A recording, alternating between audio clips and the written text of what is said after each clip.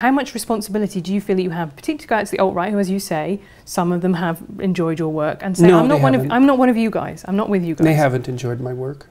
I've definitely read bits on the internet. Read more.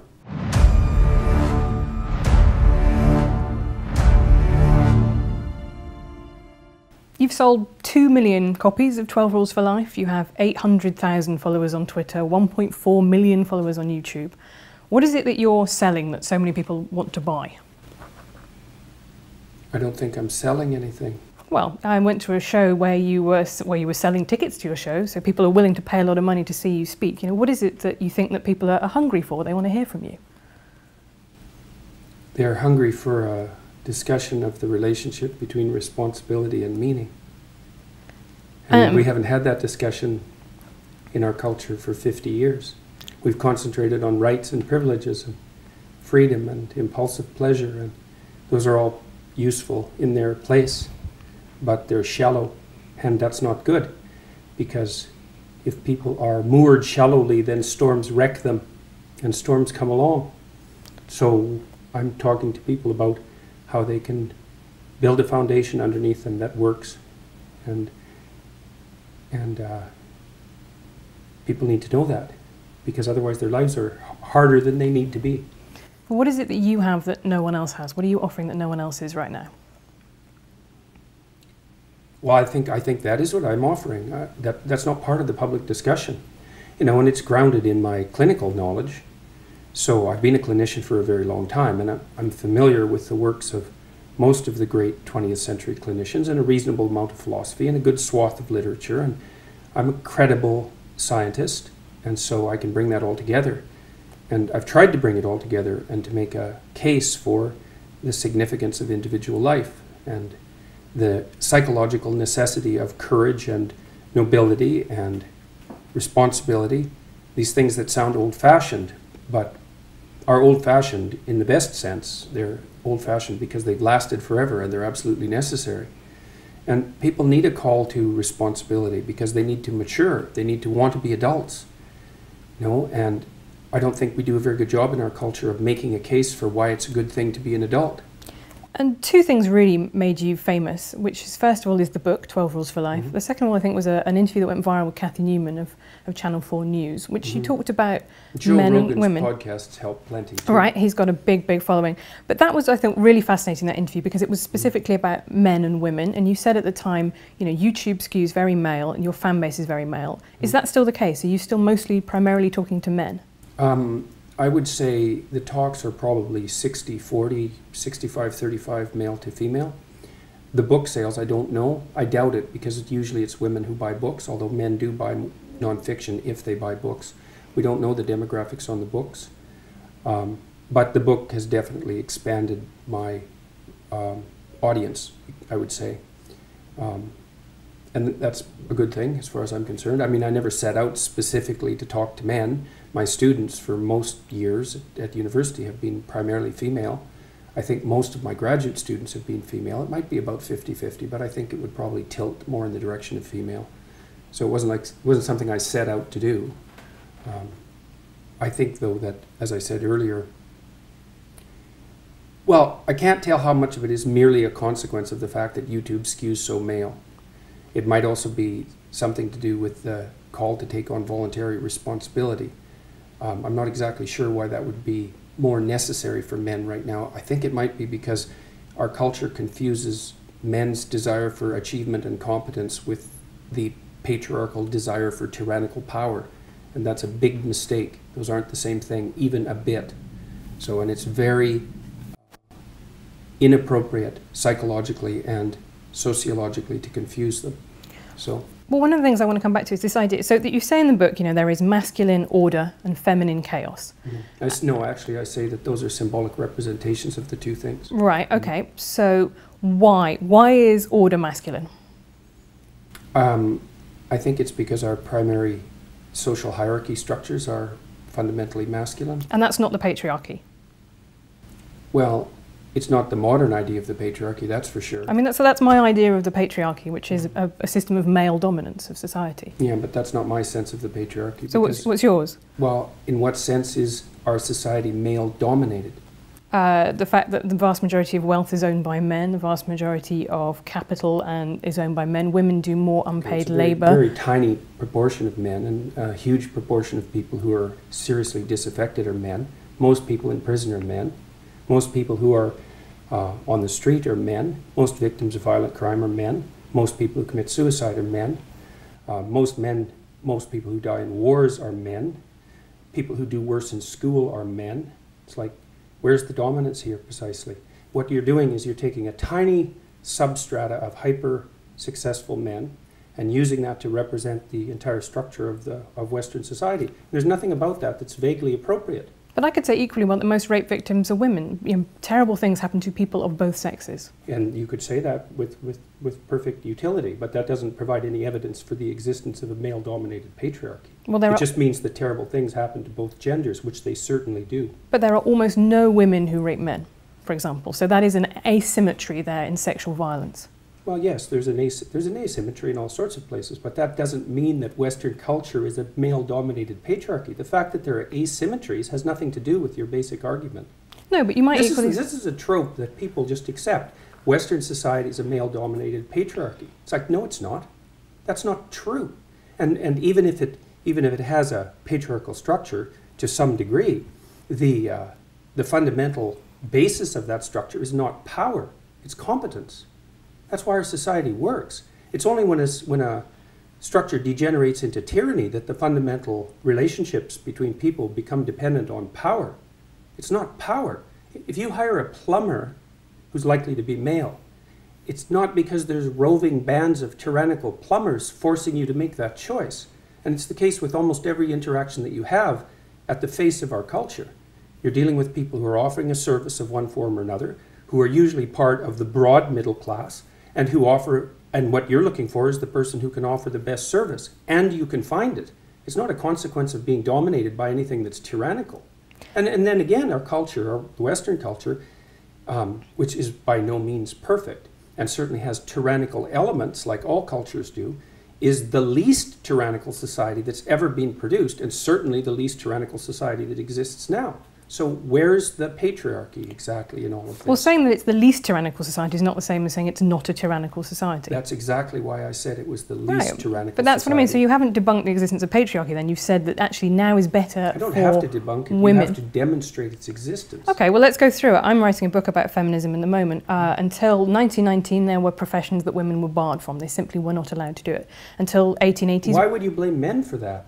Because who was in those professions, who was guarding entry to those professions, who was worried about losing their status if women became doctors? What do you think it was that emancipated women in the 20th century, just out of curiosity? Well, a couple of different things. I think it was technology. I think it was the pill helped enormously because it gave people... When was that developed? Well, in the 60s. Right, so that wasn't 1919. No, but I also think it was a series of legal changes that started in Britain with the Married Women's Property Act, which said for the first time women are full legal beings under the law. They can own property.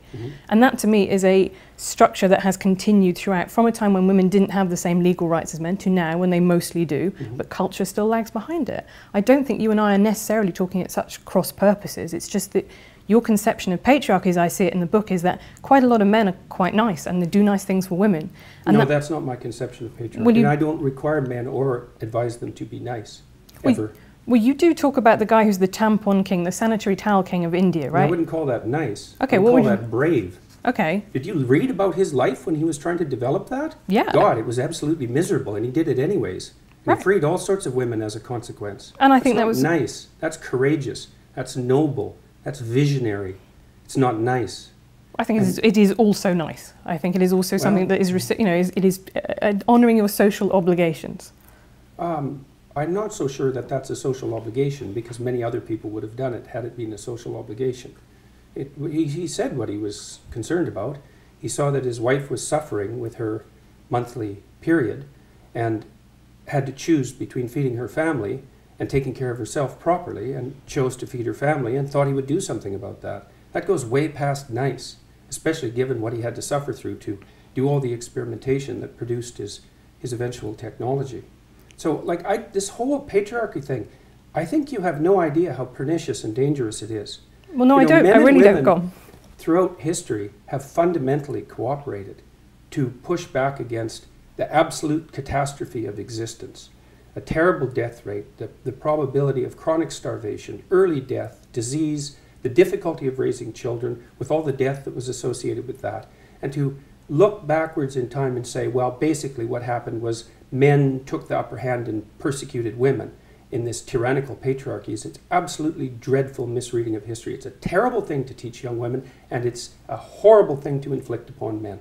I mean, I absolutely disagree with you. I think that's like saying slavery in the US was actually, most people cooperate. Well, no, you didn't. You had a system where one set of people owned another set of people. And until women got full legal rights, they could own property for themselves, they could work. Essentially, they were owned. They were first owned by their fathers and then by their husbands. Status to the domination by men. Yeah. You already said that you thought that what emancipated women primarily in the 20th century was technological revolution. No, not primarily, but that's one of two. I think that's two things. It's not primarily, eh? No, you don't think the pill was a primary force in the emancipation of women? I think or the invention of tampons, let's say, or the provision of proper sanitary facilities, toilets, and that sort of thing.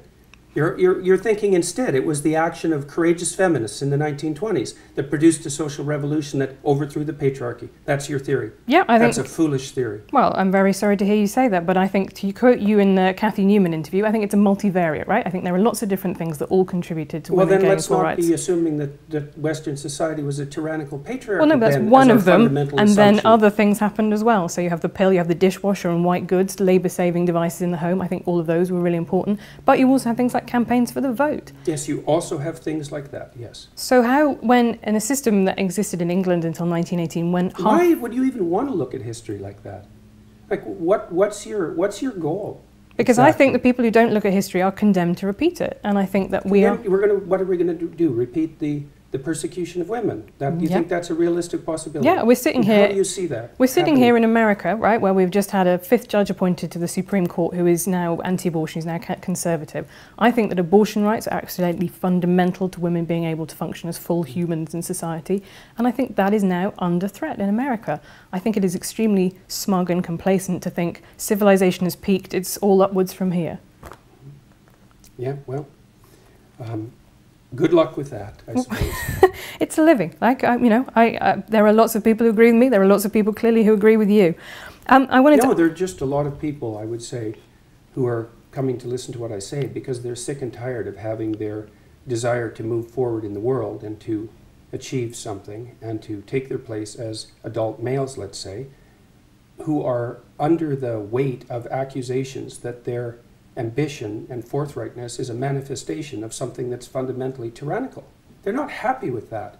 It's not doing anyone any good, and it's also not true. It's really a terrible thing to do to young men, and it's happening all the time. That's why they're bailing out of universities like mad. There won't be a man left in the social sciences in 10 years in the universities, and it's no bloody wonder. It's an unhospitable place, and it's unhospitable precisely because of this doctrine. Said that throughout history, the fundamental relationship between men and women was one of power, essentially slavery. It's like, fine, believe it if you want. It's not going to do your relationships any good, I can tell you that. So. Okay, well, we'll see how that one goes. I'm currently married, but I'll raise it with him. I think the universities example is a really fascinating one because you talk in the book about the fact that now women are a majority on 2/3 of college courses in the US. And I've also seen you saying, well, you believe in equality of opportunity, but not equality of outcome. Maybe women. It isn't only that I don't believe in equality of outcome. I think it's an unbelievably pathological wish and doctrine. Right, and it's dangerous. History has demonstrated exactly how dangerous it is. Equality of opportunity is something that anyone with any sense would support, but equality of outcome, it's. So what's your problem with there not being beyond belief to support equality of outcome? Okay, so what's your problem with there not being enough men in the social sciences? Perhaps women are just cleverer. Perhaps that's why there are more women at university, right? Under your doctrine, I don't think that, but that's I think the logical extension of your doctrine. It isn't the fact that there's an unequal distribution. The problem I have with it is that the reason that men are bailing out is because of the prevalence of the doctrine that you're espousing. That's the problem I have with it. It doesn't matter that much. They will bail out. I don't see any way that the universities are going to redeem themselves in the next decade. So, and maybe that will be fine, but I doubt it. We'll see. That seems extremely pessimistic when the numbers of people going to university just generally are going up. Yeah, well, that's not going to last for very long. Why not? Because it's too expensive, and the universities are doing all sorts of things that aren't acceptable, mostly ratcheting up the price. So, and decreasing the quality of what they're offering, and playing into the hands of the people who are ideological acolytes of the identity politics routines and playing postmodern stunts and pushing neo-Marxism and all these things that are characteristic of the social sciences and the humanities primarily. See, this is where I find you fascinating to me, because you talk in these quite apocalyptic terms. I think that someone will listen to that and think, wow, there's a really big problem. But what we're really talking about is some irritatingly postmodern professors and some students with blue hair and funny ideas about gender in a handful of courses around America and Western Europe. If that's what we were talking about, no one would have paid attention to me for more than about 15 minutes. So you might see this as some surface manifestation that's irrelevant, but that isn't how most people view it. It's certainly the case, too, that this identity politics battle of ideas was a determining factor in the last American election. If Hillary wouldn't have played identity politics, played cozy with the identity politics types, she would have kept the working class and she would be president now. So these aren't trivial issues by any stretch of the imagination. It's not just some kids having a decent time while they're being creatively rebellious at university. It's a much deeper problem than that.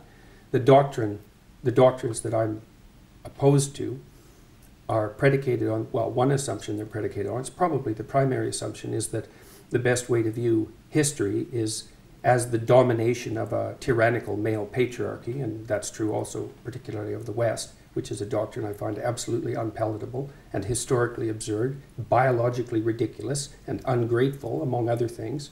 Who's ungrateful, sorry, in that? Who is being ungrateful? Look at what you have. Right. You live in the best society that's ever been created.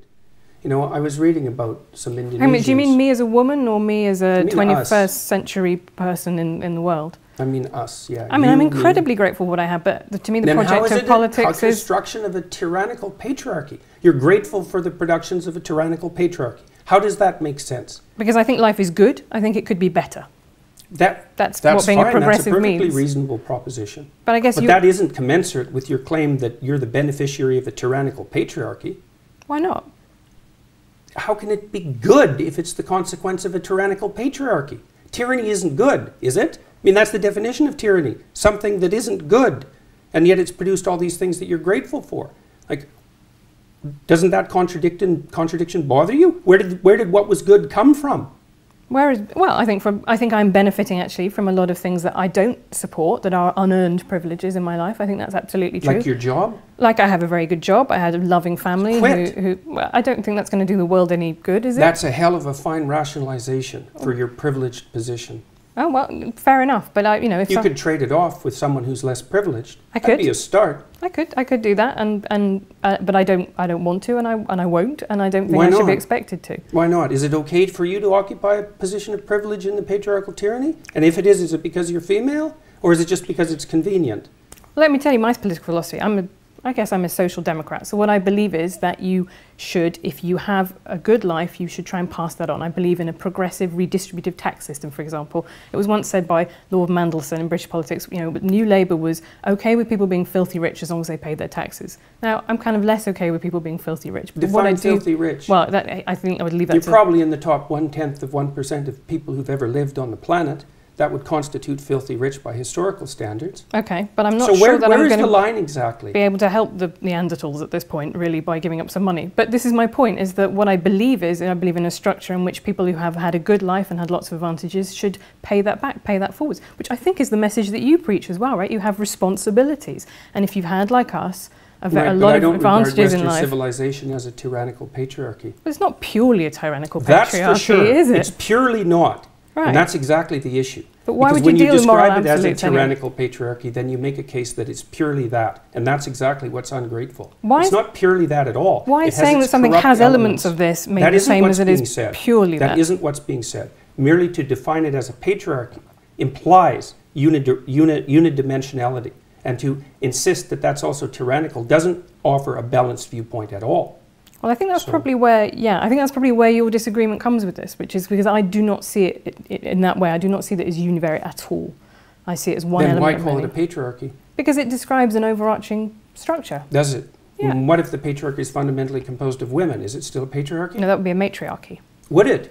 So let's say we take a patriarchal structure, like the medical profession, and we fill it primarily with women. Is it then a matriarchal structure? What makes it a patriarchy to begin with? Is it the hierarchical structure? Is it the fact that it's mostly men? Is it the sociological structure? Or is it the fact that it's mostly men? Well, I think that's really interesting because male primary school teachers, for example, only 15% of them are men. And I interviewed some of them for my book. And you know what? They report exactly the same things that women do in male-dominated offices, right? They say, people have conversations that I feel excluded from. I feel stigmatized, like I shouldn't be here. People look at me askance when I say I'm a primary school teacher and I'm a man. You know, they kind of reel back. We all make those implicit associations. So if it is a structure that's dominated by women, then it's also a tyrannical patriarchy. I think in that case, then men have a way of, they should be able to complain about the fact that a very female-dominated office leaves them feeling out too. Yeah, feeling left out too. So how do we get something that isn't a tyrannical patriarchy? If it's composed of women, then it's a tyrannical patriarchy, and if it's composed of men, it's a tyrannical patriarchy. We're kind of out of options. Right, but, well, or you could have an office in which a blend of people of both sexes So if it's work. 50-50, then it's not a tyrannical patriarchy. No, not 50-50. I'm saying that people... 40-60. I'm saying that there is clearly, when there's only 15% of male primary school teachers, they do feel marginalised and excluded. So you think the defining hallmark of a tyrannical social structure is the predominance of one gender, and if that was relatively equalised, then all of a sudden it would be a free and open institution. I don't think that male primary school teachers are being tyrannised. I do think they are being marginalised, and I do think that they feel excluded and stressed by that. So what do you do about that? Well, this is what I mean. I think actually, and I'm surprised you don't agree with me on this, that actually having more male primary school teachers would be a really good thing, because boys need role models, actually. People, particularly boys who don't have a father figure in their life, that's really important for them to have a stable adult who shows them what it's like to be a man around the place. Could be, but you shouldn't achieve it as a consequence of preferential hiring. No, I don't think it would necessarily need to be preferential hiring. I think it would probably be about making that job, breaking down the stigma to entering that job.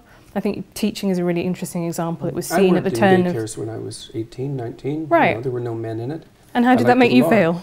I loved it. Yeah. You know, the kids, I used to wrestle with the kids, which of course you can't do now because everybody knows that would just be a catastrophe. And I used to draw them pictures of monsters and they'd line up for that. And I liked working with kids quite a lot. And I didn't care whether it was female-dominated. I've been in female-dominated my professions my whole life. Right, I think... I haven't felt marginalised as a consequence.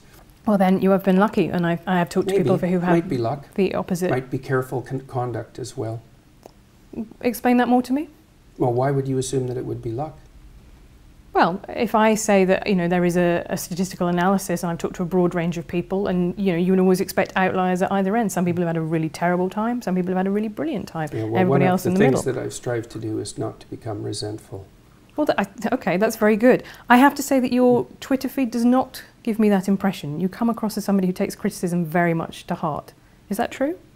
I don't think you have any grounds for that suggestion. I mean, you've seen my interviews online. If I was someone who took criticism at heart, I'd be in a lot more trouble than I am now. In what way? Well, I've been criticized endlessly for 2 years. I've been in scandals.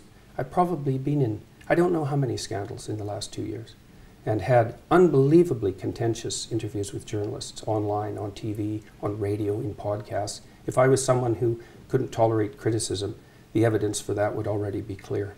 Twitter's a strange social network. I've kind of pulled myself away from it. So it's not an easy place to conduct yourself with as much grace as you might. And I think it sort of rewards impulsivity because maybe it's because of the constraint on characters or something like that. So I think that people tend to show their worst on Twitter, and some of that's a consequence of the structure of the technology. I think I certainly agree with you. I think that's something that we agree on there. I think people are rarely at their best on Twitter. No, and you know, I pulled myself away from it quite a lot in the last month, mostly to see why. You know, I kind of kept an eye on Twitter, all the social media networks for the last few years, partly to see, well, I'm trying to monitor what's happening around me, I suppose, is probably the right way of thinking about it, and to see if I'm making mistakes and how they might be rectified. But I don't think Twitter's been good for me, and I don't think the reply function on Twitter is useful, and I think the fact that so many people on Twitter are anonymous is not a good thing at all. Do you think you'd be less angry if you went on Twitter? That's something I think quite a lot. I would be come into contact with less things that annoyed me on a daily basis. Oh, I think there's no doubt about that. Yeah, yeah. I think that's definitely the case. And I've talked to other people who've pulled back from Twitter and experienced the same thing. I don't know what it is exactly, but there's something about Twitter that seems to really heighten the desire of people to be provocative.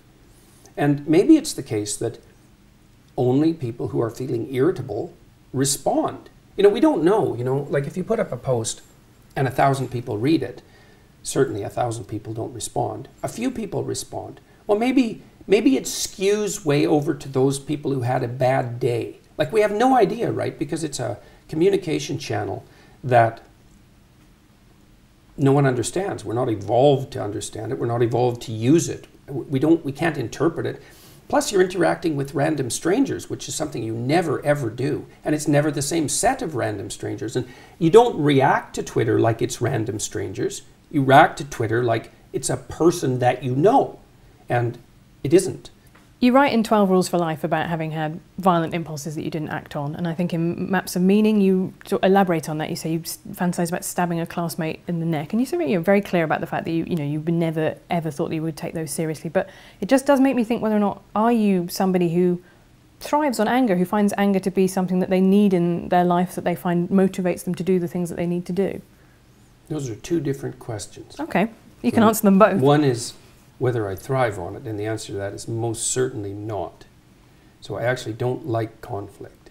It's then how have you ended up doing this as a job, which is arguing with people, right? Just because no, that's not my job. It's not to argue with people. Okay. So my job is to not do things that I don't think I should do. Right, and my government made the mistake of assuming that compelled speech was acceptable as long as it was motivated by hypothetical compassion. And that's not happened for me. So I made that point. It wasn't because I wanted to or because I enjoyed it. I don't really like conflict. I'm actually a rather agreeable person, which is partly why I'm a clinician. And so I find the constant conflict exhausting. But that's not the issue. You're not morally obligated. You're morally obligated to do things other than that which you like. So now I really do enjoy the lecture series that I'm doing. And the reason for that is that it's not political in its essence. I'm trying to do everything I can to bring people who are trying to develop a vision for their life together and to encourage them to act more responsibly, but not in a finger-wagging sort of way, but because I've come to understand that the meaning that sustains you in life is mostly to be found through responsibility. And through the voluntary adoption of responsibility, you're very likely to find your fundamental strength. And I think that that's clinically unassailable observation. And that's all very good, and I'm very pleased to be doing it. And it seems to be having a salutary effect as far as I can tell. And, but it's not because I thrive on anger. I mean, you were at my show, what, two on days Thursday ago? night, yeah. How much anger was there in that? Well, I thought it was fascinating because it was in Long Island. We drove to it and we went past a Lamborghini dealership, a Porsche dealership. You know, this is not a poor area. The audience was, I would say, very, as I was surprised how many women there. It was pretty mixed. It was overwhelmingly white. And I thought you talked, you said at the end, this is more incoherent than I normally am. You ranged across quite a range of subjects from, status in monkeys to perception. But the things that the crowd clapped and they applauded where you went, oh, you can't say that, that's a microaggression. Or multiculturalism is a scourge that is sweeping Canada. And what I got was a strong sense... No, that has swept Canada. Okay. Well, what I got was a very strong sense of people whose lives... I never said that it was a scourge that swept Canada either. I wouldn't have said that. Okay, well, I will go back and check your exact wording of what you said, but you definitely... I'm not in favour of it as a fundamental doctrine. Right, okay. But I don't think it's a scourge. So I wonder if you and I mean the same thing when we talk about multiculturalism, because you have a First Nations room in your house, right? You have a lot of First Nations stuff. How is the coexistence I'm the honorary member of a First Nations family, as a matter of fact. Which is wonderful. I have a First Nations artist from when I went to Canada last year. But that, to me, is the essence of Canadian multiculturalism, that culture being preserved and living alongside the Anglophone culture that, in some senses, supplanted it. How is that not multiculturalism? Well, multiculturalism is the idea that the cultures can all be put together in a single place with no overarching structure or undergirding structures. That's not the case. How can that possibly be the case? That defines the situation in the world. and the world is full of war. So how can that possibly work? If you're going to bring people together and they're going to exist together in harmony, they have to be playing a game that everyone plays, that everyone knows the rules for. It can't be 10 different sets of rules for different people. That isn't going to work. So it's absolutely naive to believe. How, if that worked, the world wouldn't be full of war. Well, before we had, multiculturalism, we still did have war. In fact, war is, as Steven Pinker, I'm sure you read what Steven Pinker says, this is the least violent time in human history. So yes, something well, that's a consequence of the patriarchal tyranny. Well, if you think that the patriarchy's been eroded over the last 100 years, maybe that's what it's down to. Maybe you could give some credit to it for that. I actually didn't say that the patriarchy had been eroded. Well, because you don't believe it exists in the first place. Fair enough. But my definition of multiculturalism is citizenship-based, right? So you can be both Canadian and First Nations. You can be both Quebecois and also Canadian. But that means that everybody in the multicultural milieu is one thing and another. Right. But they're all one thing and another. Yeah. Yeah, well, our Prime Minister said, well, there is no Canadian identity. It's like, well, okay, what is it that unites us? Well, nothing. We all protect our cultures. It's like, well, that leads to war. Okay. Now, it doesn't only lead to war, obviously, but unless you have people operating within a shared framework of perception and value, they can't cooperate and compete peacefully. I don't understand how that's even a disputable topic. That's how you organize people. Okay, I think if that's what he said, that's what Trudeau said, that is a dumb thing for the Prime Minister of Canada to say when you are Prime Minister of Canada. You might say that. Would agree much more with what Barack Obama said when he said, I'm trying not to make a red states America or blue states America or white America, black America. I'm trying to make a United States America. That to me is... Yes, the Democrats are very good at that. Well, they played identity politics for the last 20 years. All they've done is inflame tribal tendencies, as far as I can tell. So he can say that, but it isn't obvious that it's the case. And it's not obvious to me at all that one of the consequences of Barack Obama's presidency was a reduction in racial tension in the United States. No, I wouldn't agree with that either. I think a lot of people found having a black college-educated professor very alarming and threatening to their idea of themselves as the dominant group. To stop them from voting for him twice. No, that is very true, but again... It's fundamentally true, right? It's really the crucial issue at hand here. No, but he built a big coalition of white, well-educated liberals and people of colour. I mean, that is the Democrat electoral... Well, how do you explain the rise of racial tension in the United States then? Well, I think it's caused by a lot of things, not least of one of which is the Republican Party inflaming it. You talk about the left playing identity politics. I think the right play identity politics all the time. The right doesn't dominate the universities. No, but it dominates... But Donald Trump is president, so realistically... Donald Trump is hardly a typical Republican. No, I would say that he accomplished... In fact, for most of his life, if I remember correctly, he was a Democrat. Right, I don't think he has any political... So we're not going to blame Donald Trump on the right wing. Okay, but I'm going to say the rest of the Republican Party are also quite happy to play, I would say, white identity politics. They did not dump him as their candidate when he said, Mexicans, they're not sending us their best people here, they're rapists, right? The whole idea of the United States, it said, I think a beautiful thing, all men are created equal, but it meant men, and it meant specifically white men. Women and black people could not vote. The US was founded on identity politics. This is not some new concept that has come along in the last 20 years. The United States wasn't founded on identity politics. Yes, it was. That's absolutely absurd proposition. The United States was founded on the same principles that, what would you say, that played their powerful role through the development of English democracy. And that was nested inside a Judeo-Christian view that fundamentally presumed that both men and women were made in the image of God and that all people had divine value. And it took a long time for that set of ideas to fully manifest itself in the political realm. But to consider that a manifestation of identity politics is, I can't imagine why you would possibly do that. I don't consider that a manifestation of identity politics. I consider having a constitution that says only some people are citizens to be a manifestation of identity politics. Well, what do you think changed it across time? And look, let's get our definitions straight here. You can't lump all occurrences of non-equal treatment into the category of identity politics. Identity politics is a very specific thing.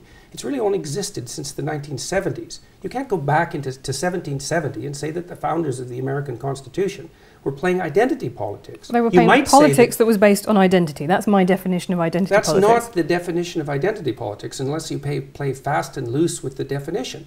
identity politics is something that's... No one talked about identity politics 20 years ago or 30 years ago. It's a new term. You can't say that people's proclivity to identify with their group is identity politics. That's just tribalism. And that's like, who knows how old that is? 1,000,000 years old. 500,000 years old. And you're going to call tribalism identity politics? Well, that's not helpful. If you want to talk about tribalism, we could talk about tribalism. But identity politics is something that's nested inside a particular political view of the world.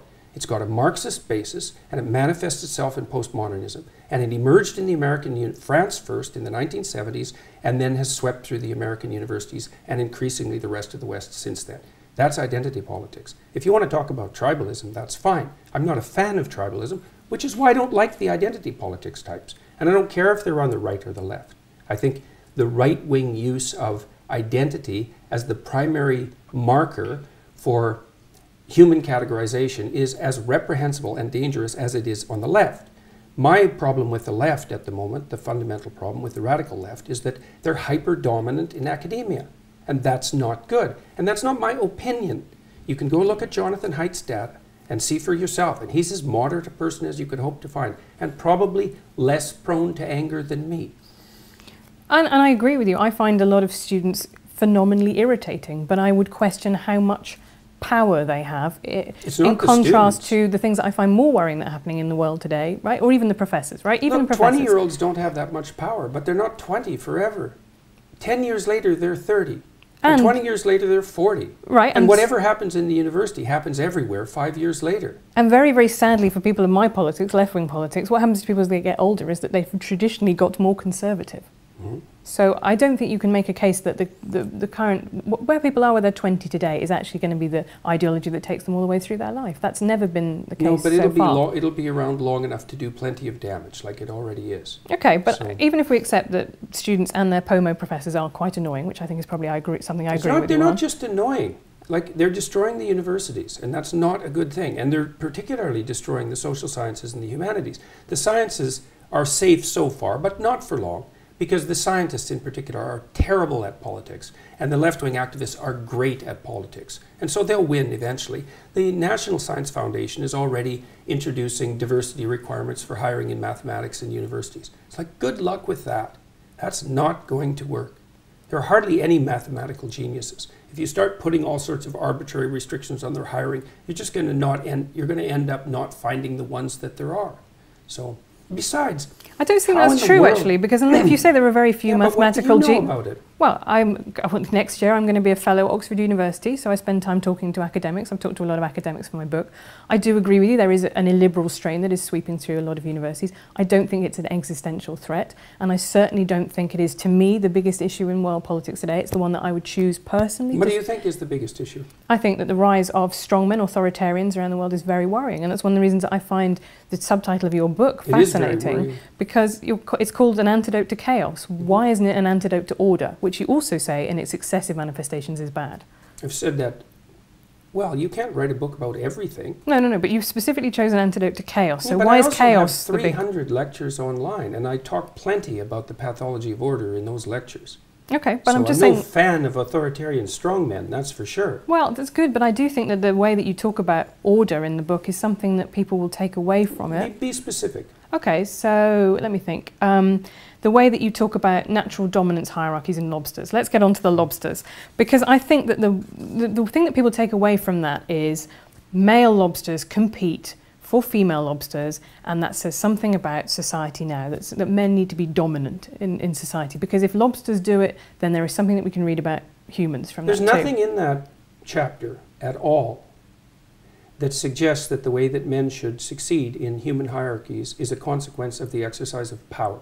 There's not one line in that entire book that claims that, because it's not what I believe. Most human hierarchies, as I already pointed out, are hierarchies of competence, not power. Okay, so that's why we don't live in a patriarchal tyranny. And so if you want to be a successful man, then you should be competent, and that will move you up the hierarchy, and that will make you attractive, and for good reason, unless you want an incompetent mate, which is possible and happens, but isn't something that I would recommend. People will sometimes choose an incompetent mate because they're intimidated by competence, and so they'll settle for someone who they don't respect because they feel that they can master them and they won't be intimidated. But it's not a recipe for a happy life, I can tell you that. So there isn't a line in that chapter that talks about power as the proper means of conducting yourself in life. There's not a line in the book, and there's nothing in anything I've ever said that suggests that. Okay, no, but it's really important because people have read this chapter and they make exactly the argument that you make. And it's a misapprehension. So it's a misapprehension of the book. Okay, but if so many people are getting the same misapprehension, could it be possible? There aren't so many people that are getting it. There's 2 million people that have bought the book, and there's a very small handful of people who have a particular ideological perspective who enjoy developing that perspective because it indicates just what sort of reprehensible individual I am. But it has absolutely nothing to do with what I wrote or what I've said or what I believe. I don't believe that our fundamental hierarchies are based on power. I don't believe that the way that you move up our hierarchies is as a consequence of manifesting power. It's competence. Okay. My big problem with the lobsters is that it's scientifically bollocks, right? It's just, you cannot read across from lobsters and what they do to what humans do. Of course you can. That's why serotonin works on lobsters. But it works in 2 different ways. So serotonin makes lobsters more aggressive. It makes humans less aggressive, right? That's what happens. No, that's not right. Serotonin makes human beings more dominant but less aggressive. And the only reason it makes them more dominant is because they're less irritable and they're less defensively aggressive. So it's not bollocks. I know my neurochemistry. So if you're going to play neurochemistry, let's go and do it. Okay, well you say antidepressants work on lobsters. Yes, they do. They make a lobster that's been defeated in a fight more likely to fight again. That's not the same mechanism that happens in humans, because yes, lobsters don't get depressed as the way that humans are. I think you're anthropomorphizing into a ridiculous degree. These are creatures that urinate out of their faces. I think that the fundamental issue among knowledgeable animal behaviorists is that anthropomorphization with animals is generally the appropriate tactic unless you have reason to doubt it, which is because there's continuity between us and animals rather than discontinuity. And the idea that the anthropomorphization of animals is inappropriate is something derived from 1950s behaviorism. The highly trained affective neuroscientists and people who study motivation and emotion as well as neurochemistry know perfectly well that there is biological and behavioral continuity across the animal kingdom and way down into the kingdom as well, which is exactly why I chose lobsters, to indicate that there is so much continuity in the systems that allow us to estimate status position that we share it with creatures that are 1/3 of a billion years old. And the reason that I made that argument was to put paid at least in part to the absurd Marxist proposition that hierarchical structures are a secondary consequence of Western civilization and free market economies, which is as preposterous a perspective as you could possibly develop about anything. Hierarchies are 1/3 of a billion years old. You can't blame them on the West or men or capitalism. And we're wired for hierarchical perception in ways that you can hardly possibly imagine. Even our ability to rank order a set of objects seems to be tightly linked to our ability to assess the relative status of people in our social milieus. So, and the biochemistry is very, very similar, and the reason we know that is because most of the drugs that are used on people are first tested on animals. Now, it's not often animals as primitive as lobsters, but it is plenty. So a lot of what we know about neurological structure, for example, is a consequence of studying the flatworm, which is a much more primitive organism than the lobster. Continuity is the rule. Okay, so what can we learn from killer whales that live in matriarchal pods, often led by a grandmother, someone who's been through a menopause? Why isn't that an example that you've picked to talk about in the book? It's because lobsters say the thing that ideologically you want to talk about, which is your belief that there is a kind of Marxist ideology. How do lobsters say that? The point that I was making with lobsters, I just said what it was. That hierarchies have been around for a very long time. But who genuinely, really, today is arguing, apart from maybe 3 mad Marxist academics, that there is no such thing as hierarchy? Hierarchies They're not arguing exist. that there's no such thing as hierarchy. Or there should be no such thing as hierarchies. Oh, there plenty of them are arguing that. Really? Because I see that almost never in the wild as an argument. I see people saying that hierarchy should be based on merit and they should be more equal. What do you think the demand for equality of outcome is if it's not an attempt to flatten hierarchies or to eliminate them? What else could it possibly be? And you don't think the neo-Marxists and the postmodernists think that hierarchy is a social construction?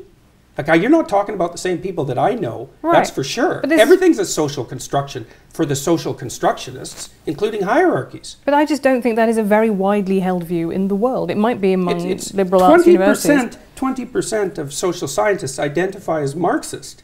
Where's that statistic from? Look it up in Haidt's work. Okay.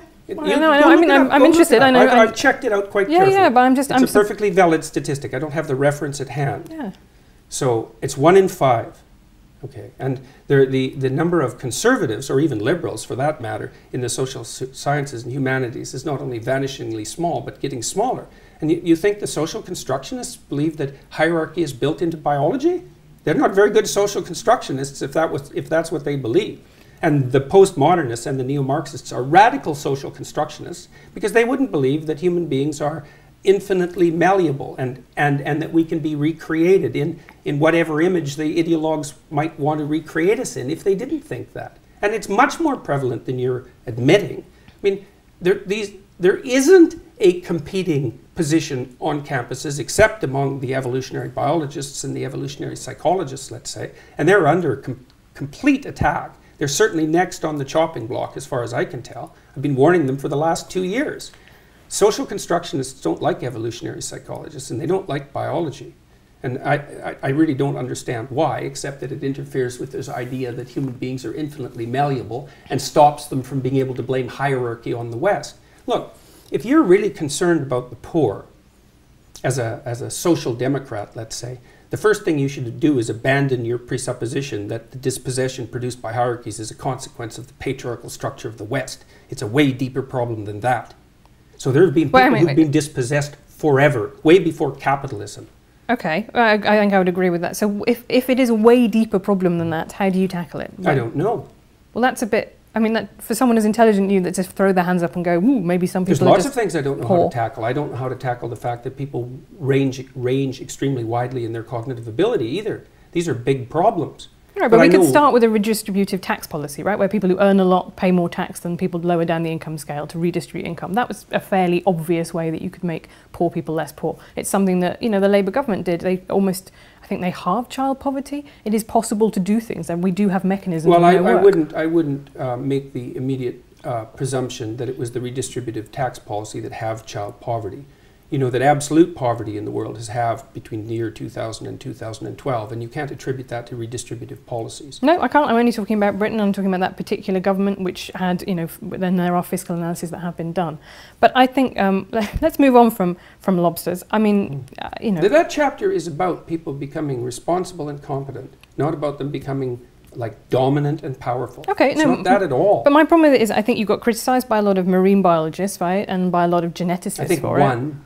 Okay, well, I can name it. P.Z. Myers is one who's criticised you. Adam Rutherford, who's former editor of Nature, has criticised that chapter. There are, that is not... But what I think is fascinating is that... No reasonable biologists dispute the fact that most organisms organize themselves into hierarchies, and that the fundamental biological mechanism for the regulation of hierarchy is the serotonin system.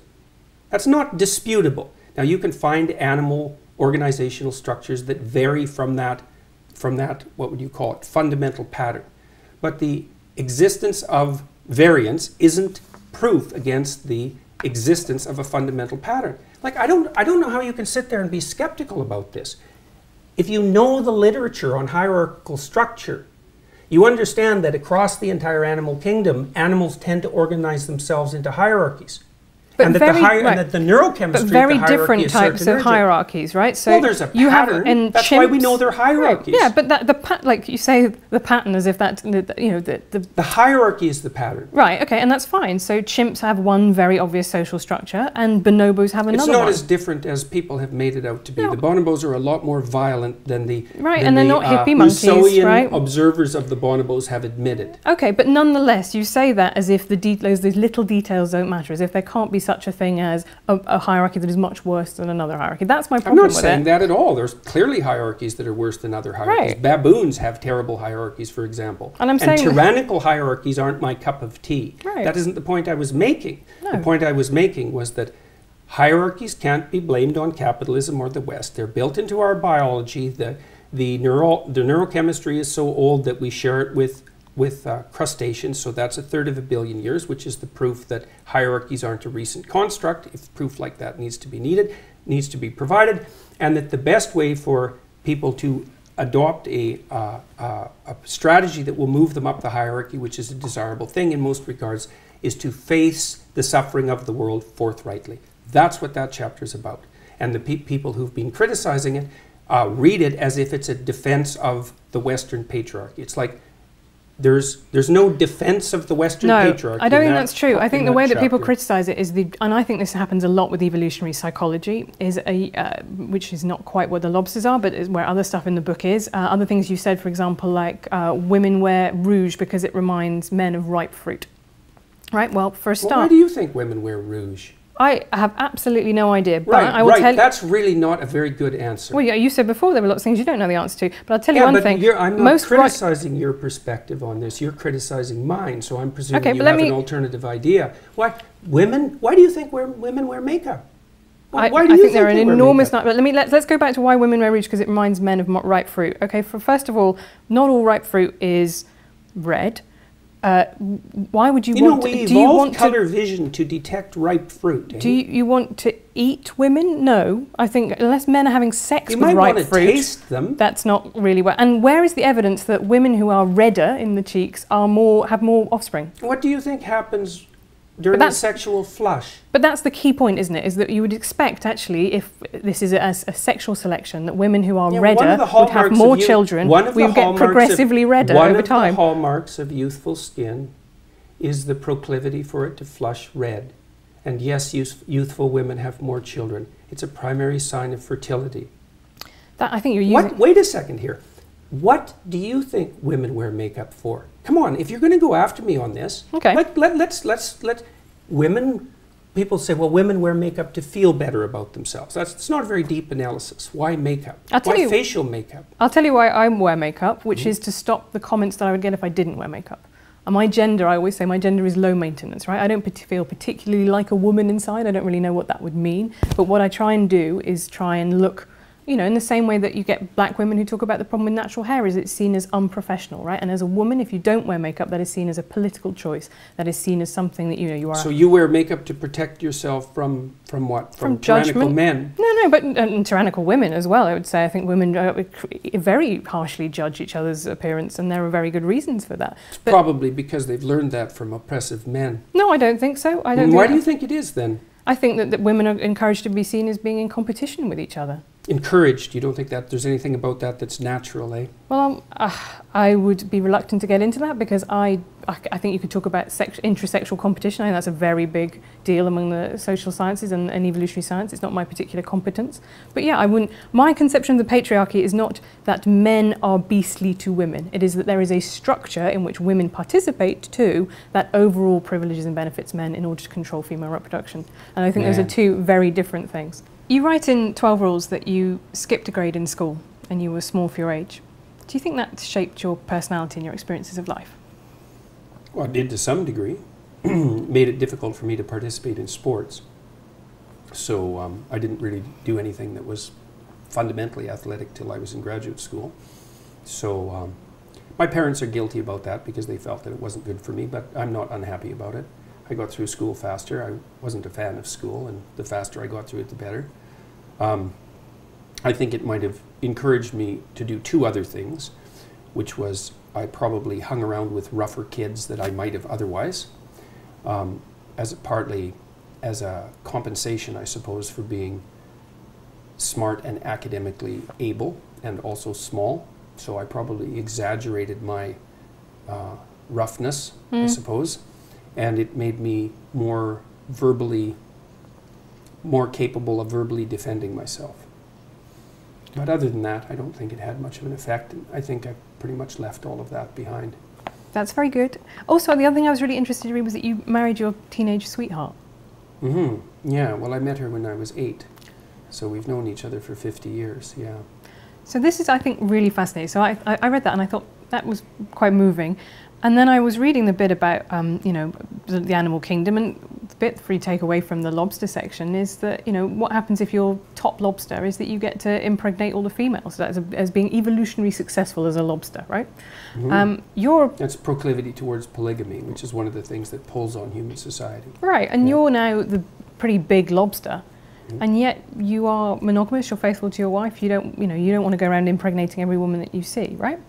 No, no, one woman's enough trouble. Right, so I think that's to me that was really interesting, because that's a way in which we are very obviously very different from animal society, and to me Well, it we're takes... not that different. I mean, there are plenty of societies where exactly that happens.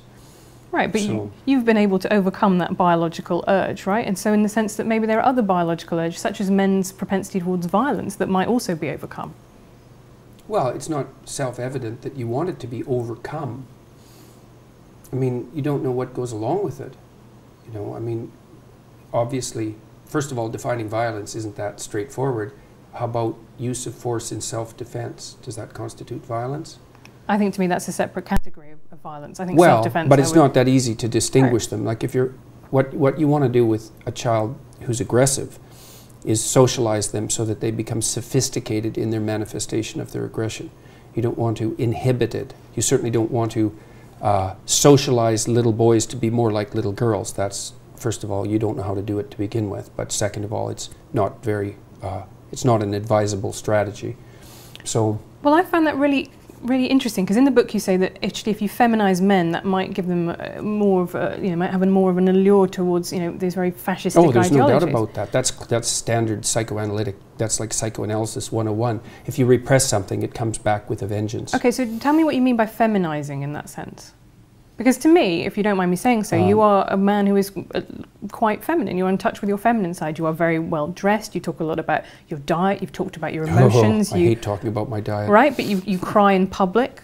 You enjoy spending time with your kids. All of these things that are not sad, isn't it? But they're not stereotypically male, and I think that's very admirable. Pretty strange behavior for a patriarchal tyrant. Well, that's why I think that you're probably, in some ways, you're not a patriarchal tyrant, or that actually all of our programming, if you want to call it that in biology, is overcomable, because you are... It's integratable. Right, but you are a man who some people would say has a lot of feminine traits like that, and I don't... Do you think that means that you are now being in the allure of authoritarian fascistic ideologies because you're baking cakes? Oh, I notice the allure. And then what do you do with that?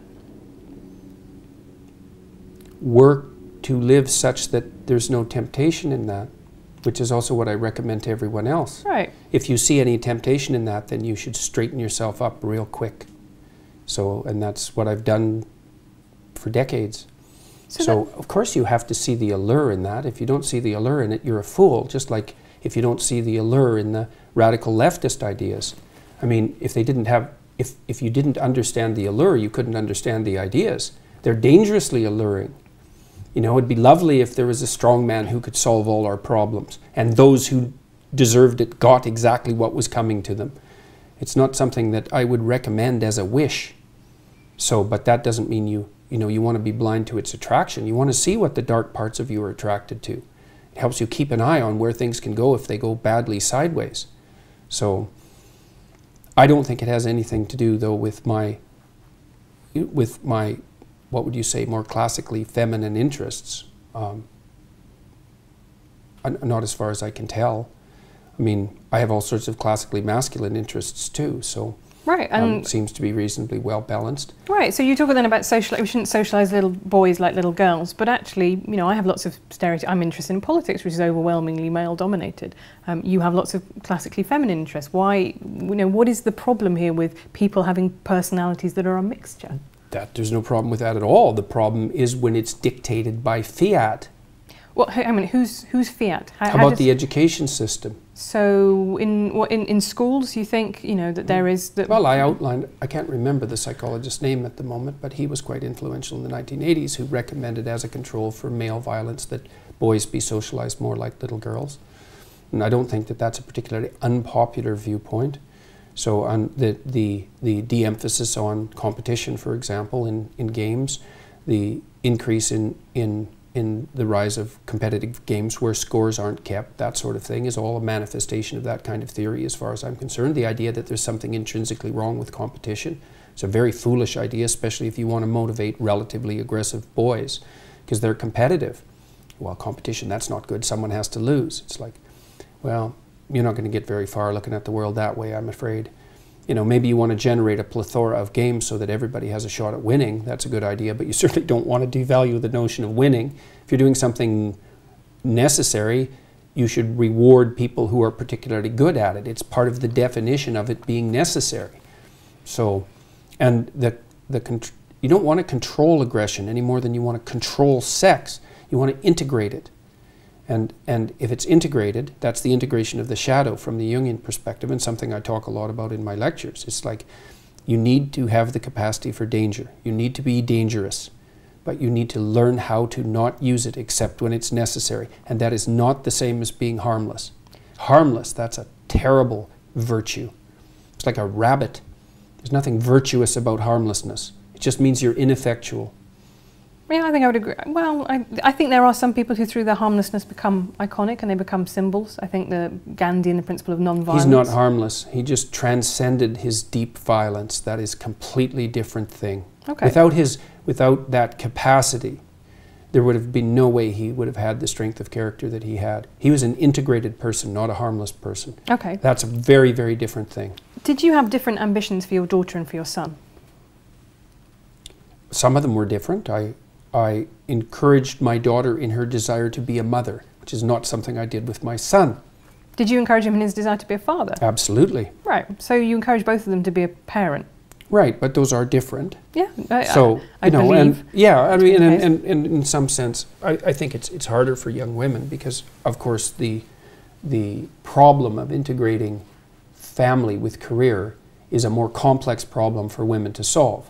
So, and I spent a lot of time talking to her about how she might solve that. I wouldn't say that we came up with anything that was spectacularly original or successful, but I at least let her know that whatever pathway she chose was fine with me as long as she was being honest with herself about what it was that she wanted. But also that, I'm not a fan of the idea that the most fundamental orientation that a person is likely to have in their life is career. I don't believe that's true for most people. I certainly don't believe it's true for most women. And I think the evidence supports that claim quite straightforwardly. So, however, it is the only thing that you get paid for under capitalism. Right? Man, live. But that's How can true. you say something like that? It's so cliched. Well, it's so painful to hear that. It may be cliche, but it nonetheless is true, right? Look, Women do it's more, not much capitalism. more. Well, for God's sake. It is. No, it isn't. You have to invest into a child for 18 years before they have any economic utility. Mm-hmm. It's a consequence of delayed economic utility. We don't know how to monetize it. It's not a consequence of capitalism. It's a consequence of the fact that human beings have an 18-year dependency. How do you monetize that, even in principle? Well, we don't know. We did used to send them up chimneys, to be fair. And at that point, what's true. Really interesting is at that point, children were seen as being much more the property of the man. And as they become economically useless, all the legal studies show that that's when we start moving to a model of female custody, right? Because it was about caring labour. But this is the point I'm making. Is Look, I'll tell you, there are plenty of men who are not very happy about the model of female custody. And that would, include the 85% of men who are essentially denied 50-50 custody when they divorce and have young children. So I wouldn't think that one of our major problems, or at least a major unidimensional problem, is the proclivity of men to foist off the custody of their children onto women. There's certainly another side of that argument. There is, and I do think that actually a lot of anger has been generated by the way we have in Britain anyway, or England and Wales, we have an adversarial fault-based divorce system, and that's something that's changing. But what it does is encourage people to come in on day one and say, if you want to get divorced, you're going to have to make out a case that the other person has been a bastard. It doesn't matter, because if you move to a non-fault-based divorce system, then all that happens is the fault shifts to who should get custody. So it doesn't remove the acrimony by any stretch of the imagination. It just shifts it to custody of the children. That's what's happened in Canada. Right, and in Britain we actually talk about access rather than custody, because it's the idea is not that you own the children, it's that you actually want to be able to see the children and spend time with them, and I think that's really important. But fault-based divorce is something that increases the chances of couples having a bad divorce, right? That's the problem, is it sets people against each other from the start. They have to go into court and contest that the other person has done something wrong, which is not a great base on which to start then an argument about what you're going to settle. You think people should be encouraged to divorce even if no one's done anything wrong? No, I think that having to prove that in a court of law is not something that is going to lead you to a better arbitration about settling money and settling access to children. I think that's the point. You have a ridiculous situation where couples who say, well, actually we've just grown apart, nonetheless, unless they want to wait 5 years or 2 years for separation, they have to go in and plead unreasonable behaviour to get a divorce and start splitting up their assets. that's the joy of no-fault divorce, is that you don't have to make those contested cases. You can simply say, our marriage is no longer working, and part ways without going into all of that acrimony. That seems quite sensible to me. It also seems quite naive to me. Well, I've seen very few non-acrimonious divorces. They're very hard on kids. So I don't think anything that makes them easier is a very good idea. It might be good in the short term, but it's not good in the long term. Unless you don't think that marriage is a useful institution. And if you think that it's part of the patriarchal tyranny, then you might think that as well. So, but it's a very useful institution, mostly for kids. So I agree that I'm married. Modern marriage has a lot to recommend it. I do also think it is a patriarchal institution. It is literally... Of course you think that, well, because you think virtually everything that occurs in our society is a patriarchal institution. And it's easy to think that because then you only have to think one thing. You have a one-thing answer for everything. You could let me... It's part of the patriarchal institution. I don't think you're obeying the rule that says maybe treat people as if they have something worth hearing. So I'm not making a case for the patriarchal tyranny. And I don't think you are either. I think that you're making a case that's like a universally cliched case for the patriarchal tyranny. I don't see too much of you reflected in your articles at all. Why do women change their names on marriage traditionally? I don't know exactly. Why do you think they do? Because it was to symbolize the transfer of their ownership from one family to another family. That's why in The Handmaid's Tale you have off Warren, off Glenn. Oh God, Margaret Atwood. Well, she was just about devoured by the feminists last year, so that was something interesting to observe. I think she made a very good point. She wasn't devoured by all feminists. I'm a feminist. I thought what she said about due process in cases like that is perfectly reasonable. Well, many people didn't. No, but then, guess what? This is on the internet. You can find someone who disagrees with pretty much anything. But so why do you think women change their names when they get married traditionally? If it's not about transfer of property ownership traditionally? I don't know if I have an opinion about that. The specific reasons for that, I'd have to look into it for a fair amount of time before I decided it, but I certainly wouldn't boil it down to a unidimensional argument about the ownership of women by men.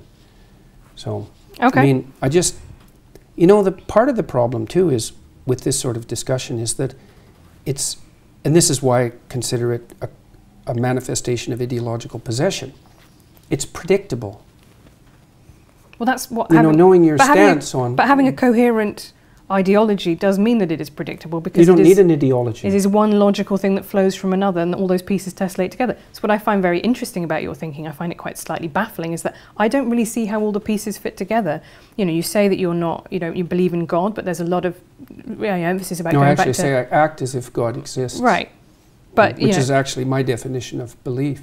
Okay, but that then doesn't, to me, tessellate very obviously with your insistence that actually it's just about pure science, and there's not a because I can what insistence that it's just about pure science? Well, I wrote Maps of Meaning. There's no insistence in that it's just about pure science. Okay, but you make appeals to science. What I mean is different. You make appeals to science all the time. You say, well, this is what the literature says, and the trouble with God is that ultimately you can't say this is what the literature says. There is no literature. Which is why I don't say anything about the scientific status of God, apart from what can be experienced maybe under certain conditions of what would you call chemical-induced mysticism, which seems to be something that you can say something scientifically about. But I see that there's two different realms, right? There's a realm of values and a realm of facts. And in the realm of facts, science reigns supreme. But it doesn't in the realm of values. You have to look elsewhere. That was what the humanities were for, before they got, what would you say, hijacked by ideologues.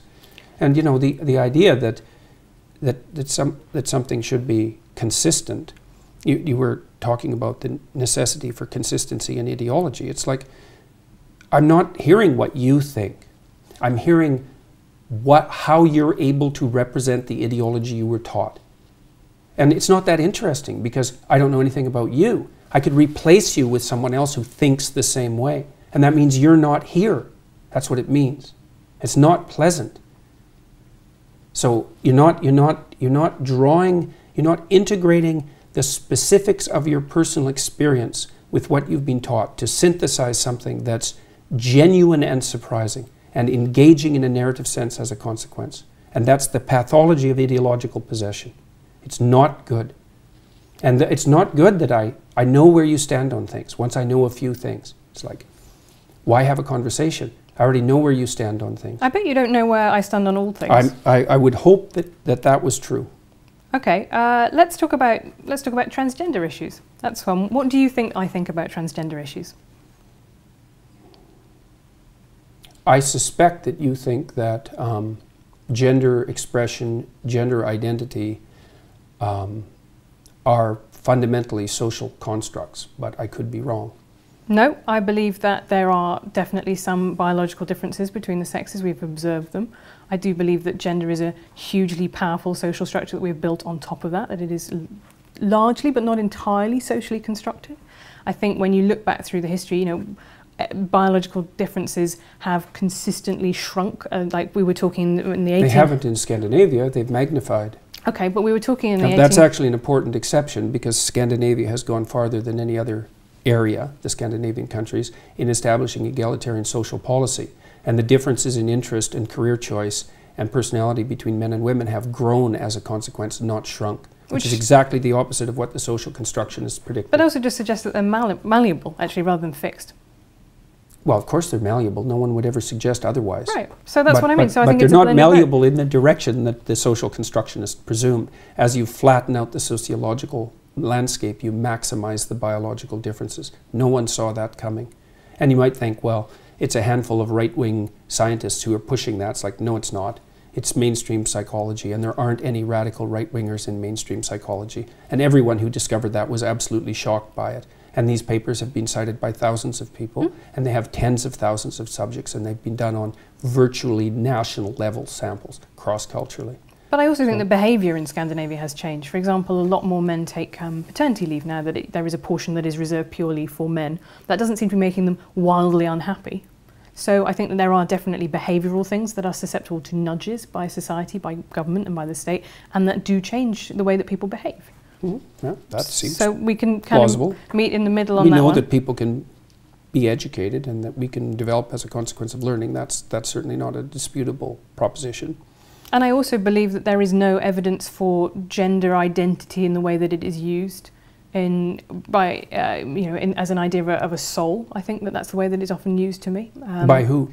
By transgender activists. Yes, well, I think talk about having a female soul, and that to me seems strange. I don't see how you can... something like biological determinism. Right. Which is very... It's one of the things that's so perversely amusing about these sorts of arguments is that, well, but I attribute it to the lack of demand for logical consistency as a consequence of postmodern thinking. You can believe one thing when it's convenient in one situation and another thing when it's convenient for another. So we're in the perverse position where if you're a man born in a woman's body, that's biologically determined. But if you're a woman born in a woman's body, that's socially constructed. It's like, okay, good luck with that theory. Right. I don't believe you can be a man born in a woman's body or a woman born in a man's body. What I believe is that there are some people who feel alienation towards their bodies and they want to remove body everybody parts. Feels that. Right, but they feel it to such an extent that clinically the best treatment for them is to transition and live as if they were the other sex. Yeah, well, I don't think that there's any evidence that that's clinically the best treatment. We certainly don't know enough to make that presupposition, and I think we're playing with fire assuming that that's the case. The long-term outcome studies certainly don't demonstrate that. So it's not so. I would make a very big distinction there between adults and between children. I think that would be a good distinction to make. Right, yeah. But I think we are very quick to diagnose and treat children in a way that I find, and not waiting for the research, and that I find concerning. Yeah.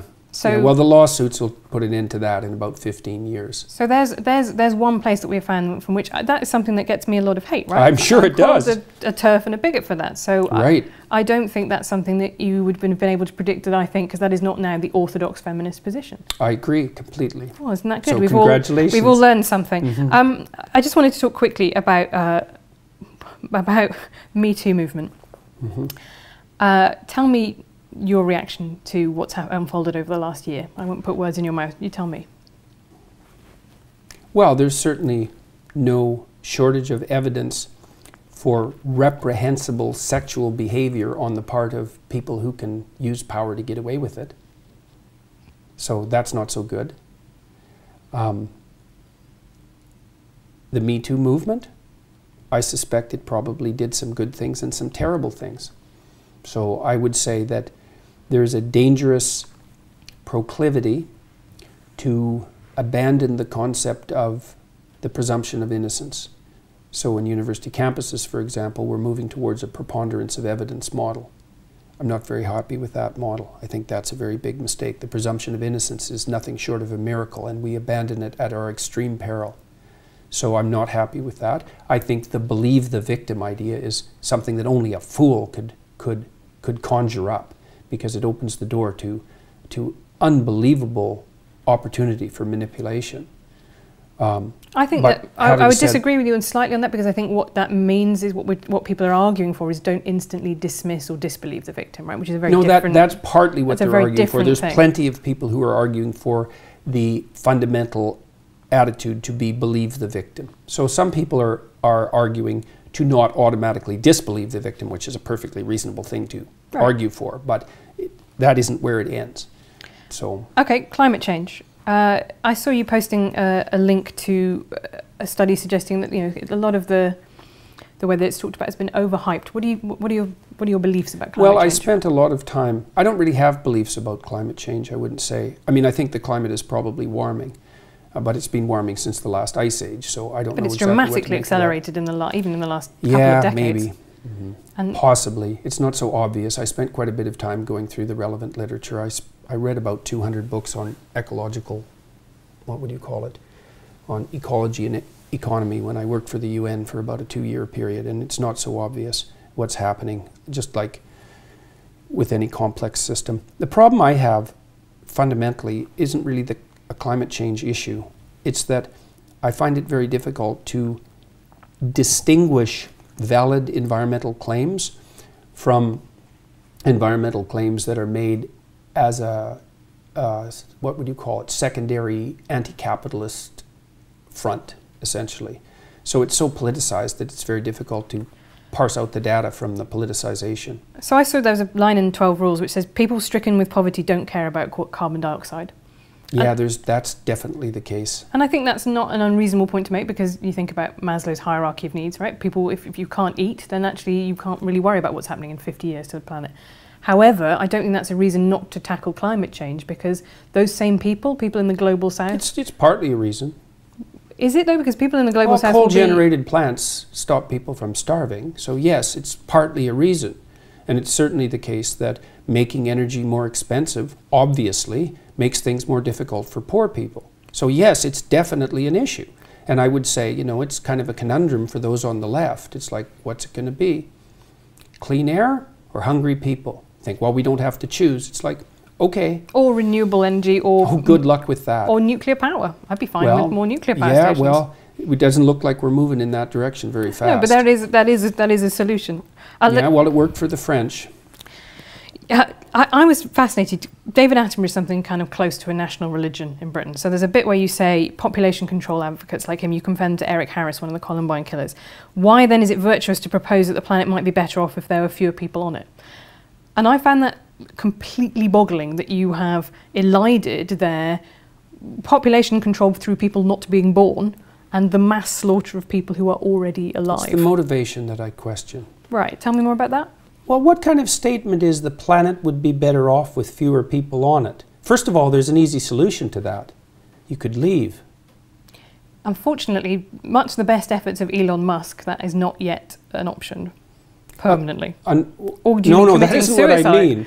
That's what I meant, yes. If you're very concerned about your carbon footprint, there's a very fast solution to that. So, and I think it's disingenuous to, well, it's the other people, or maybe it's the people who haven't been born yet. It's like, this is also the problem I have with much of the environmentalist movement, is there's a powerful stream of anti-human sentiment that motivates it, and masquerading under the guise of virtue on a planetary scale.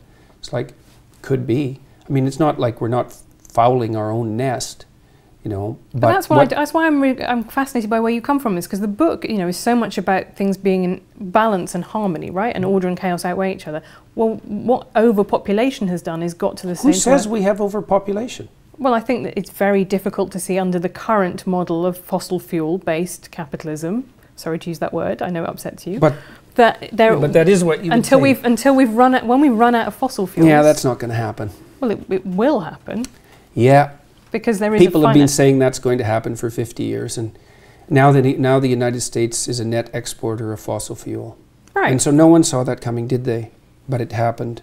And you're right, that might be the case, but at the moment I would say that, you know, China is putting up new coal-fired power stations, you know, by the bucket load. Yeah. It is entirely possible that the stuff that the developed nations did, that now developing nations did, you know, and now doing to make themselves they'll richer. get concerned about clean air when they get richer. That's what the data indicate. Once you get GDP up to about $5,000 per year, people start to become concerned with environmental issues. So if we make people rich fast enough, I don't think so. It'll happen too late for some things. It looks like we're going to top out at about 9 billion. I think we can handle that. I think probably one of the problems that'll beset us in 100 years, assuming there are even creatures like us around in 100 years, is that there'll be too few people, not too many. You know, the projections top out at about 9 billion. It's only 2 billion more than we have now. There's every reason to assume that we can cope with that, especially given the rapid decreases in poverty around the world at the moment. There's a bit of a bottleneck. There'll probably be some more extinction. What we're doing to the oceans by overfishing doesn't seem very smart, but we've only been aware of our role as planetary stewards since 1960, I would say, and we're not doing too bad for people who just woke up to the fact that we're actually a planetary force. And I don't think that we're overpopulated. I think all the arguments that all the people who made those arguments in the 1960s, like Paul Ehrlich, I think he wrote The Population Bomb, predicted mass starvation by the year 2000. He was absolutely and completely wrong. No, we've been very lucky with things like golden rice, for example, and genetic engineering of crops. I think that's... Yeah, it's not luck. No, it is. I agree. You know, human ingenuity is a huge part of that, definitely. Right. Well, and more people, you know, more ingenuity. You know, and Bjorn Lomborg, who I really admire, this skeptical environmentalist who's actually gone a very long ways to trying to figure out what we could do at a planetary level that would actually be useful and productive. His research has indicated the best possible investment isn't carbon tax, it isn't cessation of utilization of carbon-based fuel. It's probably investment in early infant care around the world, especially in developing countries. Seems right to me. He's done the analysis very carefully. One more area that you've talked about that's caused controversy is gay parenting. You've said the devil is in the detail and you want to see more studies on that. What do you think might be the adverse effects of having same-sex parents? Well, I don't think we know what modeling is optimal for children. That's really the issue. I mean, I suspect that 2 parents are better than 1. Suspect, right? I don't know. 1 parent is definitely worse than 2. We know that. But we don't know what exposure to role models, say, is necessary for the continuity of maternal behavior or for the adoption of functional gender roles. We don't know any of that. And so that's the variable, obviously.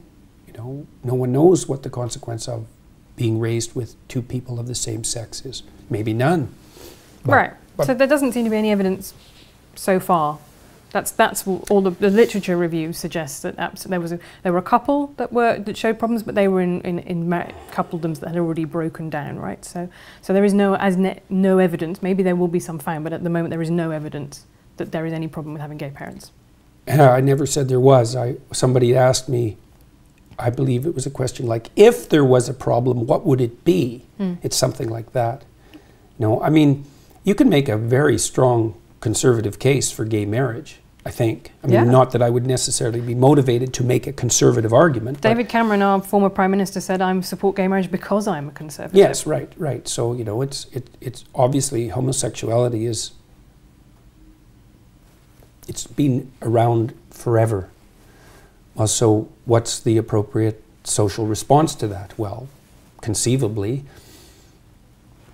bringing as many people as possible into something approximating the same game.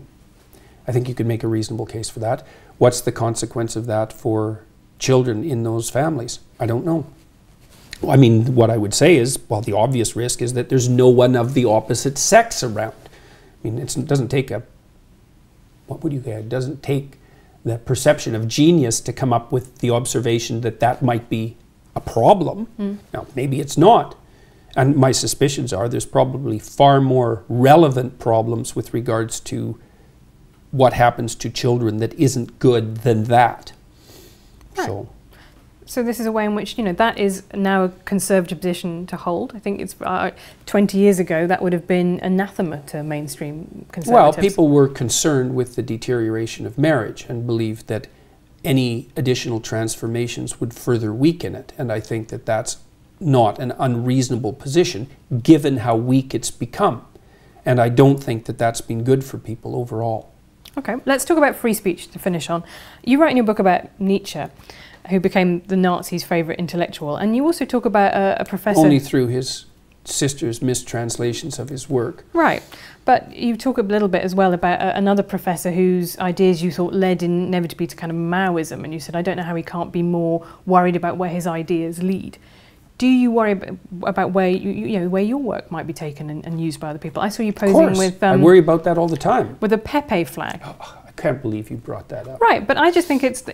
Seriously, I can't believe you brought that up. You should go online. Yeah, I do. There's a... Believe me, I do. There's a video called, I think it's called, Is Jordan Peterson a Darling of the Alt-Right? Have you watched the video of the person who put up that Pepe flag with me? He's online. But go watch it. I have seen...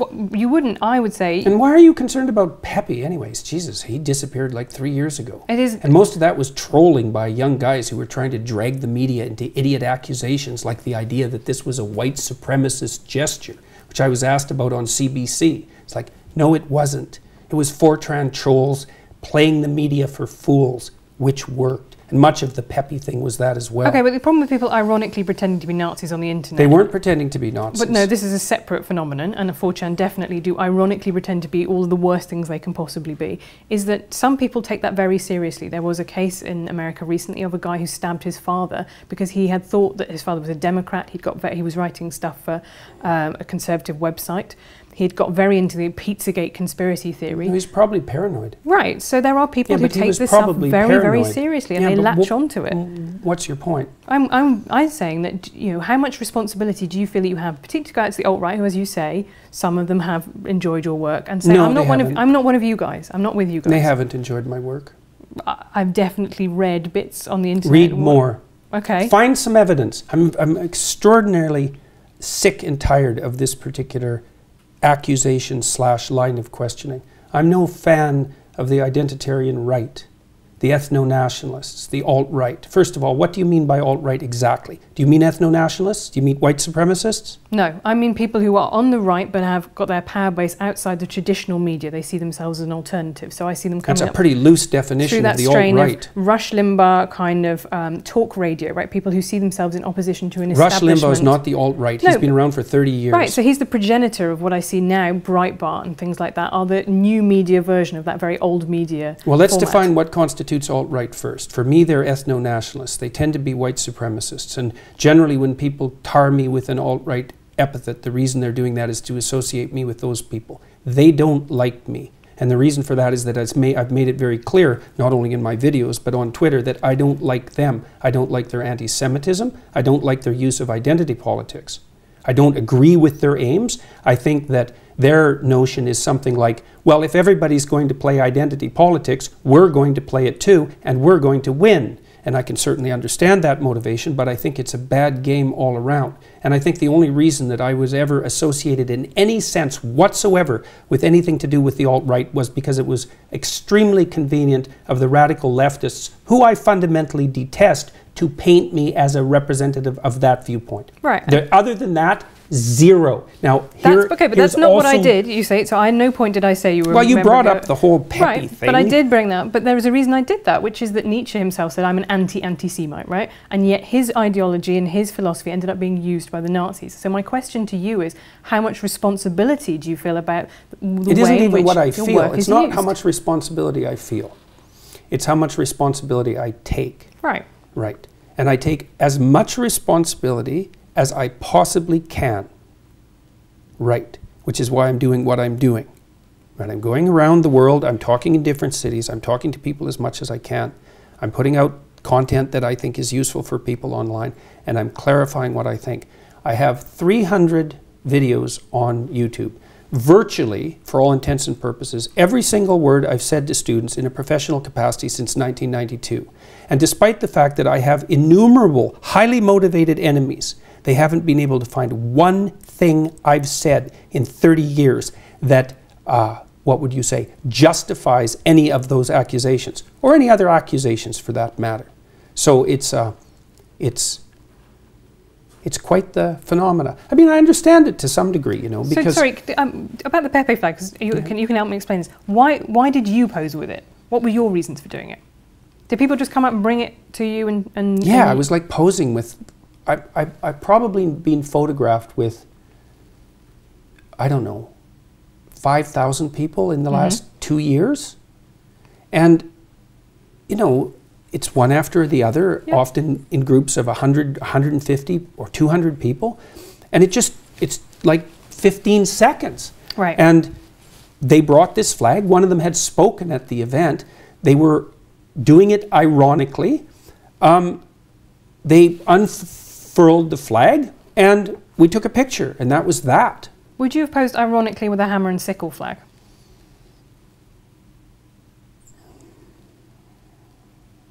I don't know under the circumstances what I would have done. I have all sorts of Soviet art in my house. Right.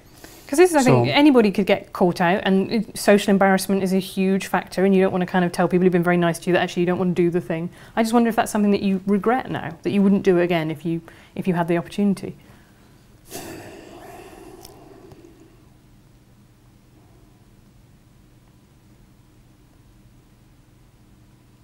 Well, I don't think it did me any good.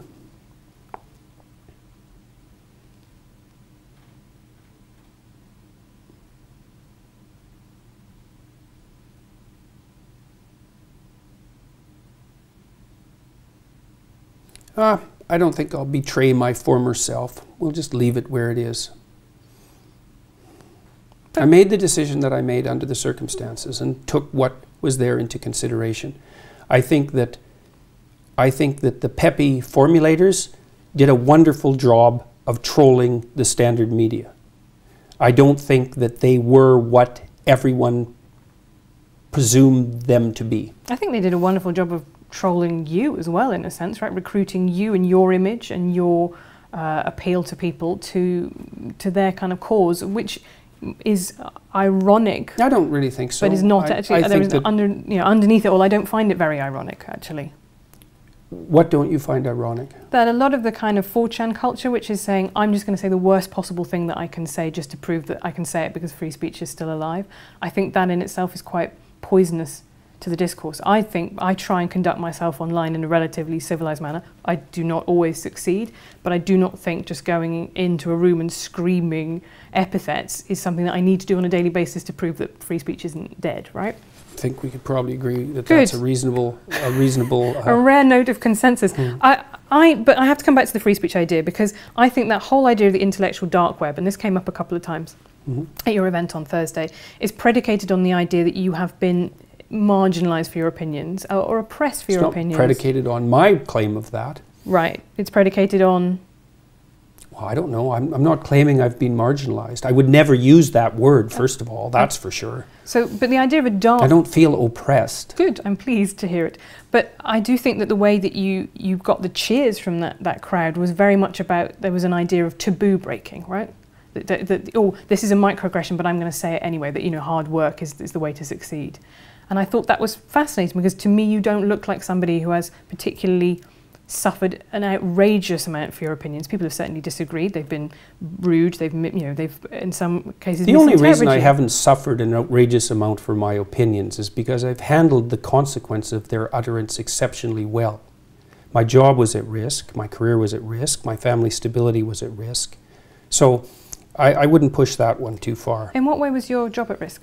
Jesus. Last year, 200 of my fellow faculty members signed a petition to get me fired. That was only one of a dozen things that happened. The university wrote me 2 letters, 2 cease and desist letters from their HR departments with their legal staff. 3 of those and you're done. They just fired Rick Maida in Canada at Acadia University for talking about many of the same things that I've talked about. So the fact that I've come through this relatively unscathed has very little to do with the vitriol of the attacks. There was plenty of motivation to take me out. It just didn't work. Right, and I think the fact that it didn't work, to me, makes me ultimately optimistic about where we are, because Why? Because I went on, I did a panel a while ago with Zarganara, a Burmese comedian, who was imprisoned for making a joke, right? And we are not yet at that stage. I think, undoubtedly, We're not. We're damn close. Really? How about the guy with the pug in the UK? Count Dankula. That's the one. Right, but he did actually, I mean, that was a joke. You I might not have liked it. I didn't say it was a good joke. I didn't say it was an appropriate joke. I didn't say any of that. I didn't say it was a well thought through joke. But it was a joke.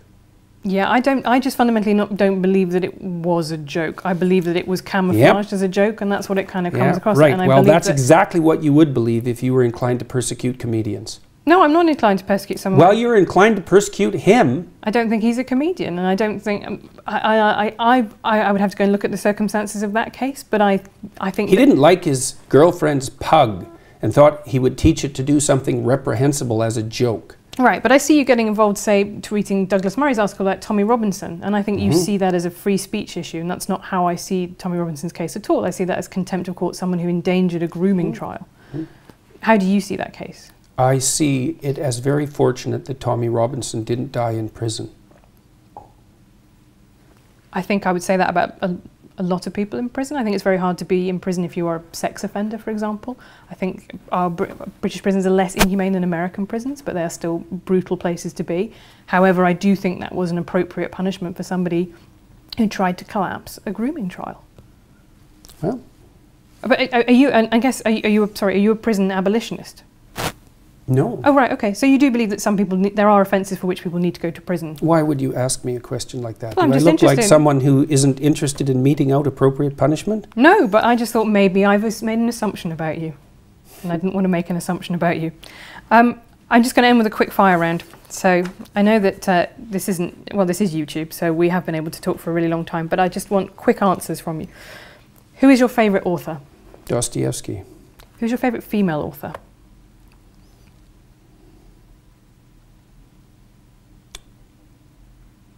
Margaret Lawrence, I think. I don't know her. She's a Canadian author. Kind of an antidote to Margaret Atwood in my estimation. Okay. When did you last cry? Oh God, who knows? Last week, probably. Who is your smartest opponent?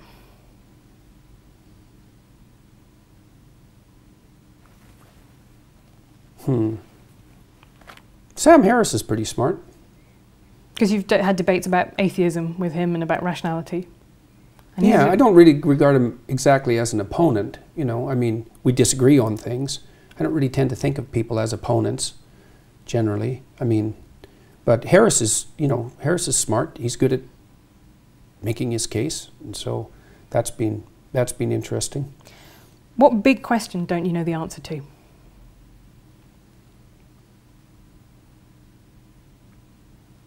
What big question don't I know the answer to? Oh God, that's a tough one. There's so many of them.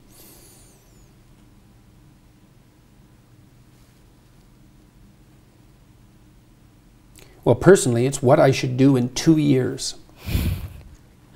When did you last change your mind about something important? I'm changing my mind about things all the time. Every time I do a lecture, I change my mind about something. But something important, something big. Oh, well, I can tell you. I mean, one thing I've learned in the last 2 years is that I think I overestimated. There's an obesity epidemic in North America, perhaps throughout the Western world. I think I overestimated the degree to which that was a consequence of a sedentary lifestyle, and overestimated the degree to which a lack of discipline was contributing to it. I think much more now that it's an illness. Well, those are two different things though, aren't they? Discipline is self-control and illness is something out of your control. Well, let's say you're overweight, you should exercise. It's like, well, actually the evidence that exercise will thin you down isn't that great. And maybe the reason that you're not exercising is because you're ill, not that you're ill because you're not exercising. So I have a lot more sympathy for the hypothesis that the obesity epidemic is actually a consequence of an illness, of a broad-scale illness isn't exactly right. It's a dietary problem, fundamentally. And there are deep causes for that. Are you still eating your all beef diet? Unfortunately, yes. Really just beef? Not, can you have like ketchup on it? Nothing. Right. Yes, I wouldn't, it isn't something I would lightly recommend. It's a little hard on your social life. It makes traveling quite difficult, and it's dull as hell. But what has it done for you? Well, I lost 50 pounds in 7 months. I stopped snoring. I had some autoimmune conditions that seem to have gone away. I'm not taking antidepressants. My mood isn't perfectly regulated, but I'm under a fair bit of stress, so that might have something to do with it. I sleep much less. I can work more. I imagine your arteries might not be in great shape. I don't think there's any evidence that I don't think we have any idea what causes arteriosclerosis. I think all of the dietary knowledge we have is rubbish. And partly because it's unbelievably difficult to do proper dietary studies. You can't do controlled studies. It's all correlational, and there's so many variables. I think the correlational studies are useless. So also this all meat diet, this all beef diet has apparently cured my daughter.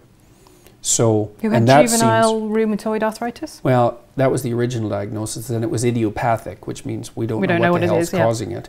Yeah, but she's completely symptom-free. So that sort of thing makes you sit up and take notice, because it doesn't make any sense. When was the last time you lied? Because the book says no lying. Do you still lie? Everybody lies. As Dr. House himself told us. What is most important? But I'm pretty damn careful about it. What is most important to you in life? Not being stupid. How would your life... Not making foolish mistakes. Not being incautious. Yeah. That's tough on yourself. Life's tough, man. Right. How would your life have been different if you'd been born female? Multiple orgasms. It's not a bad one. What's your biggest regret? That I didn't take advantage of the opportunity to learn to play the organ when I was 7. If that's your biggest regret, that's going to be a great deathbed, because that's... Yeah, well, you know, I would have liked, it would have been better for me if I would have been a better musician. And finally, how would you like to be remembered?